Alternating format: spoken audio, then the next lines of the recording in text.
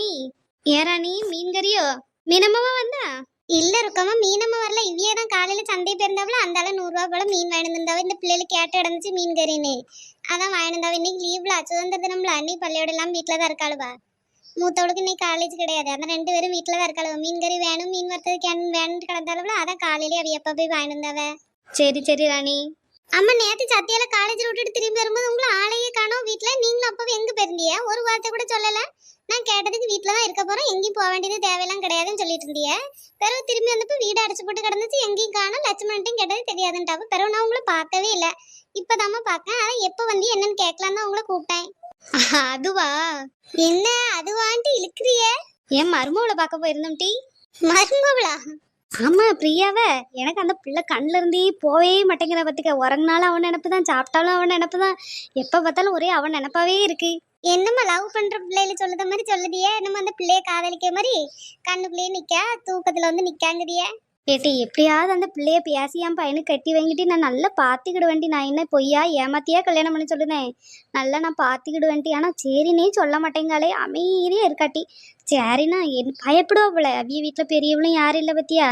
திடீர்னு இப்படி ஒரு கிளவி வந்து கேட்கலே, அவளை நம்பி அவள் வீட்டுக்கு போகலாமா வேணாமான்னு யோசிப்பா போல.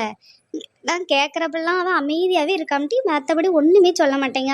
எனக்கு ஒரு மாதிரி சங்கடமாகவே இருக்குது. அந்த பிள்ளைய வேற யாரும் கட்டிட்டு போயிடுவாங்களோ, ஒருவேளை லட்சுமணை பிடிக்கல நான் வேணான்னு சொல்லிடலாம் அப்படின்னு நினைக்காளோ, அப்படி இப்படின்னு எனக்கு மனசு போட்டு குழம்பிட்டே கிடக்கு பார்த்துக்க. அவளை தான் போய் பார்த்துட்டு வந்தேன் நேற்று. சும்மா கொஞ்ச நேரம் இருந்துட்டு பேசிட்டு எங்களை விடவே இல்லை. சாப்பிட்டுட்டு போங்கனாலே போவாங்கன்ட்டு டீயை குடிங்கன்ட்டு தான் கேண்டீனு கூப்பிட்டு போனா. பிறகு பிரியாணி வாங்கி வச்சுக்கிட்டு சாப்பிட்டாலே சாப்பிடுங்கன்னு அவள் தங்கச்சி வந்திருந்தா. இப்போ எல்லாரும் சேர்ந்துருந்து சாப்பிட்டுட்டு அந்த பிள்ளைல ஏதோ கடைக்கெல்லாம் போகணும் வாங்கணும்னு சொன்னாவளா. அந்த அளவியில் அங்கிட்டு விட்டுட்டு நாங்கள் 2 பேரும் அப்பாவும் நானும் ஏறி வந்தோம். லட்சுமணன் கேட்டதுக்கு சும்மா அங்கே வயல்காட்டுக்கு போயிருந்தோம்னு சொல்லிட்டோம். நாங்கள் திரும்பி வந்ததை பார்க்கல, ஆட்டோவெல்லாம் பார்க்கலையா, வயல்காட்டுக்கு போயிருந்தோம்னு சொல்லியாச்சு லட்சுமணன்ட்ட. அப்படியாதான் ஆளை காணோம். நான் கூட வந்துட்டு நினைச்சிட்டு இருந்தேம்மா. இவள்கிட்ட கேட்டப்ப எங்கேயும் போல, வீட்டுல தான் இருக்க போறேன்னு சொன்னாவ. திடீர்னு ஆளையே காங்களேன்னு நினைச்சிட்டு இடனே. அங்கதான் போயிருந்தீங்களோ? பார்த்துக்கிடலாம், அதெல்லாம் எங்கேயும் போயிட மாட்டா. அதெல்லாம் நம்ம கேட்டு எப்படினாலும் சொல்லி நம்ம கெட்டி வச்சிடலாம். நல்ல பிள்ளையா இருக்க என்ன, நல்ல பாசமான பிள்ளை, அதனாலதான் விட மனசு வர மாட்டேங்கி. நீங்க எதையும் நினைக்காதீங்க. நானும் லட்சுமி அக்காலும் இருக்கோம்ல, இடையில போய் சின்ன பொண்ணு வரட்டும். சின்ன பொண்ணு நல்லா என்னை விட நல்லா பேசுவா. அவ வரட்டும், அவன் வந்தக்கப்புறம் அவளையும் கூட்டு போய் என்னையாதுன்னு பேசுவான். தாய் வீட்டுக்கு போனோடனே மறந்துட்டாலோ? போனேங்கானே ஒன்னேங்கானே எப்போ வராலாம்? 2 நாள் தானே ஆயிருக்கு போயிட்டு, வருவாளா இருக்குமா? அவ இப்பதானே போயிருக்கா, அதனால இருக்கட்டும் தான் விட்டாச்சு. நானும் போன் படல, அவளா போடட்டும்னு விட்டாச்சு. சரி சரிட்டி, சந்தோஷமா இருந்துட்டு வரட்டும். அம்மா நீ சத்தியால கொண்டு காலேஜில் சேர்க்க பண்ணிடலாம், என்னாச்சு? ஃபீஸ்லாம் எவ்வளோ சொன்னாவ? கட்டணுமோ? துட்டு எவ்வளோ கட்டணும், என்ன ஏன்னு சொன்னாவளா? ஒரு வருஷத்துக்கு 70,000 ரூபா அவ்வளோ ஆகும் போலம்மா. கொஞ்சம் கஷ்டம் தான். அந்த பிள்ளைல ஒரு 4-5 வருஷம், அவளும் இன்னும் 2 வருஷத்துல காலேஜ் போயிடுவாளா. 2 பேரையும் துட்டு கட்டி படிச்சு 2 பேரும் வேலைக்கு போற வரைக்கும் கொஞ்சம் கஷ்டமா தான் இருக்கும். வேற என்ன செய்ய? பிள்ளைகளை படிக்க வைக்காம இருக்க முடியுமா? நம்மள தான் அந்த மாதிரிலாம் செய்யறதுக்கு ஆள் இல்லாம போயிட்டு, நம்ம பிள்ளைகளையாவது நல்ல முறையாக நம்ம படிச்சு முன்னேறி கொண்டு வரணும்ல. அதான் சேர்த்தாச்சு. அவ பிடிச்ச கோர்ஸ் தான் இவிய தான் போய் எடுத்தாவ. எது எடுத்தாவன்னு எனக்கு தெரியல. இவிய தான் போய் எல்லாம் சேர்த்து விட்டாவ. லட்சுமணன் தான் உள்ள போய் பேசி எடுத்து சேர்த்து விட்டுச்சு. துட்டு தான் 70,000 80,000 ஆகுன்னு சொல்லியிருப்பாவ போல. அது பார்த்துக்கிடலாம், ஏதோ ஒன்று பண்ணிக்கிடலாம். நீ கவலைப்படாதட்டி, நாங்களாம் இருக்கோம்ல, அப்படிலாம் விட்டுற மாட்டேன். ருக்கமாக இருக்க வரைக்கும் உனக்கு என்ன கவலை? என் பெத்த பிள்ளை மாதிரி தான் நீயும். அப்படிலாம் உனக்கு யாரும் இல்லை, நமக்கு யார் அண்ணன் தம்பி இல்லை, யார் உதவ போகிறான்லாம் நினைக்காத. உனக்கு என்னன்னாலும் அம்மாட்ட கேளு, நான் தாரேன். உனக்கு துட்டு இருந்தால் தா, இல்லைன்னா நீயே வச்சுக்கிட. அப்படிலாம் இல்லை. நீ எதா இருந்தாலும் மனசுக்கு வச்சுக்கிடாம அம்மிட்ட கேட்டால் மட்டும் போதும். சுக்கம்மா, நீங்க எங்க இருந்து வந்தீங்க? அப்படி கடவுள் மாதிரி தெரியுமா என் கண்ணுக்கு? நான் அவ்வளோ கஷ்டப்பட்டு 18 வருஷமா எங்க மாமியாட்ட அப்படிதான் கஷ்டப்பட்டு வாழ்ந்துட்டு இருந்தேன். எங்கேயுமே இல்லாத தைரியம் உங்களை பார்த்த உடனே அந்த தைரியம் வந்துட்டு, அன்னைக்குமே எங்க போறதுன்னே தெரியாம நடுத்தெருவில் நின்னப்ப நீங்க தான் கூப்பிட்டு வீடு கொடுத்து இடம் கொடுத்து இங்கே இரு வையின்னு இவ்வளோ தூரம் என்ன கொண்டு வரீங்க. இப்பயும் என்னன்னாலும் கேளு வையின்னு சொல்லுதிய. எப்படி உங்களுக்கு இந்த மனசுலாம் வருது? உங்களை மாதிரி தான் இருக்கணும். எவ்வளோ சந்தோஷமா இருக்கு தெரியுமா? இருக்கிற ஒரு வாழ்க்கையில எண்ணம் டீ போட்டி. அதுவும் இல்லாமல் உன் மனசுக்கெல்லாம் யாராவது செய்யாமல் இருப்பாவளா? உன்னை பார்த்தாலே உதவி செய்யணும்னு தோணுது டி ராணி. காலையிலேயே வா. சரிம்மா. சரி, இப்ப எங்க போனிய? நான் வேற கூப்பிட்டு நிக்க வச்சிட்டேன். லட்சுமணனை கொஞ்சம் பால் காய்ச்சலான்னு காய்ச்சினேன், சீனி இல்லை வத்துக்கு. அதான் சரி போய் கொஞ்சம் வாங்கிட்டு வருவோமேன்னு கடைக்கு போனேன். சீனி இங்கே இருக்குமா? எடுத்துட்டு போங்க. இருக்கட்டும் டி, கொஞ்சம் கூட வாங்கிட்டு வச்சுக்கிட்டோம்னா இருக்கும்ல, அதான் ஒரு 2 கிலோ போல வாங்கிட்டு வரலான்னு போறேன். உனக்கு எதுவும் வேணுமா மீன் கறி வைக்க? இல்லம்மா, எல்லாம் இருக்கு. வேப்பில மட்டும் வேணா கொஞ்சம் வாங்கிட்டு வாங்க. சரி ராணி, வாங்கிட்டு வரேன். பவி, வாங்கிட்டு வந்த ட்ரெஸ் போட்டு பாத்தியா? கரெக்டா இருக்கா? எல்லாம் மாறி எதுவும் பிடிக்கலன்னா கொண்டு மாத்தணும் டீ. இல்லக்கா, எல்லாம் கரெக்டா இருக்கு. போட்டு பார்த்தேன், ஒண்ணே ஒண்ணு மட்டும் கொஞ்சம் லூஸா இருக்கு. அது இந்த தையல் கடையில கொடுத்து பிடிச்சுக்கிடலாம். நல்லா தான் இருக்கு, எல்லா ட்ரெஸ்ஸும் கரெக்டா தான் இருக்கு. நீ ஆபீஸ்க்கு போக ட்ரெஸ் இல்லைன்னு சொன்ன, அவ்வளவுதான் உன்னை.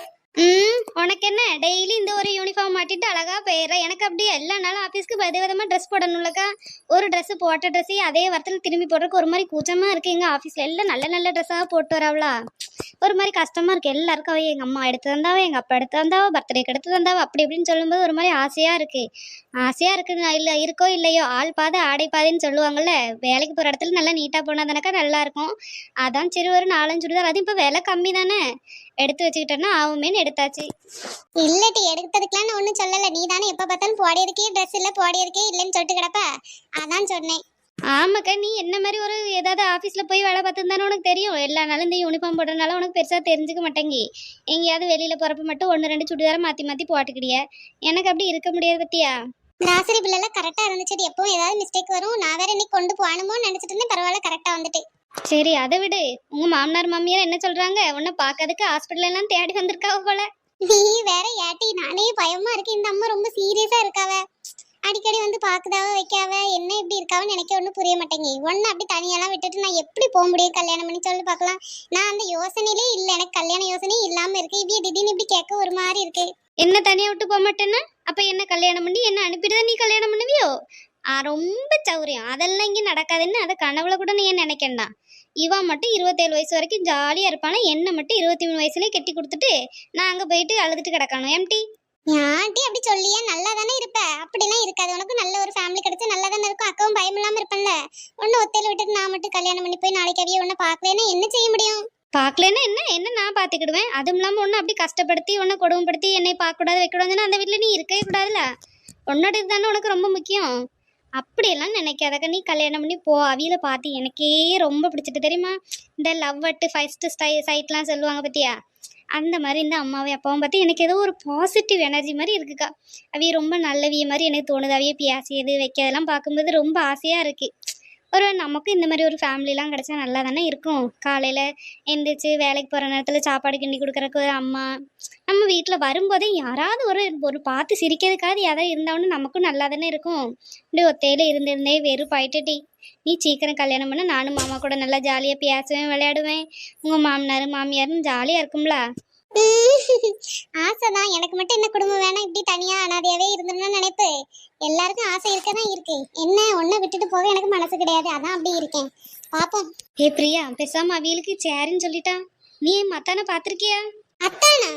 ஆமா, உன்னை கெட்டிக்கிட்ட போறான்னு அத்தான் தானே. அத்தாவை பாத்திருக்கியா? எப்படி அஜித் மாதிரி இருப்பாரா விஜய் மாதிரி இருப்பாரா? ரொம்ப தாண்டி. அவியா அஜித் மாதிரி இல்ல, விஜய் மாதிரி இல்ல, லட்சுமணன் மாதிரி இருந்தாவ. லட்சுமணன் மாதிரியா? அது யாரு? ஏட்டி அவிய பேர் அதாம்டி லட்சுமணன். அன்னைக்கு அவிய அம்மா கூப்பிட்டு இருந்தாவள, அப்பதான் கேட்டேன். அப்படியா? அப்ப அத்தா ஹாஸ்பிட்டல் வந்திருக்காவளா? இதுக்கு முன்னாடி நீ பாத்திருக்கியா? ஏட்டி நீ வேற அத்தான்னு சொல்லாதட்டி. எனக்கு பயமா இருக்கு. நீயா கிடந்து எல்லாம் முடிவு பண்ணிட்டு கிடக்க. ஏய் அக்கா, உன்னை அவியலுக்கு ரொம்ப பிடிச்சிட்டு நீயே வேணான்னு சொன்னா உன்னை விட மாட்டாவ. அந்த அளவுக்கு அந்த அம்மா இருக்காவ. நீ மட்டும் இப்போ ஒரு சேரின்னு சொல்லி பாரு, நாளைக்கு கல்யாணத்தை வச்சு உன்னை கூட்டு போயிருவா அவிய வீட்டுக்கு. என்னெல்லாம் யாருக்காவது பிடிக்குமான்னு நினைச்சிட்டு இருந்தேன். இவருக்கு என்ன எப்படி பிடிச்சதுன்னே தெரியல. எல்லாரும் ஹாஸ்பிட்டலுக்கு வருவாவ போவாவ, அவ்வளவுதான். இவ்வளோ ஒரு பாசமா பேசி இவ்வளோ தூரம் என்ன வந்து பாக்குறவளுக்குலாம் இது வரைக்கும் என் வாழ்க்கையில நடந்ததில்ல தெரியுமா. இது என்னை பாக்குறக்காவே வந்திருக்காவ. இதெல்லாம் ஒரு மாதிரி வித்தியாசமா தான் இருக்கு. உனக்கு என்ன என் செல்ல அக்கா, உன்னை யாருக்காவது பிடிக்காம இருக்குமா? நீ எவ்வளவு நல்ல பிள்ளை தெரியுமா. உன்னை கண்டிப்பா எல்லாருக்கும் பிடிக்கும்.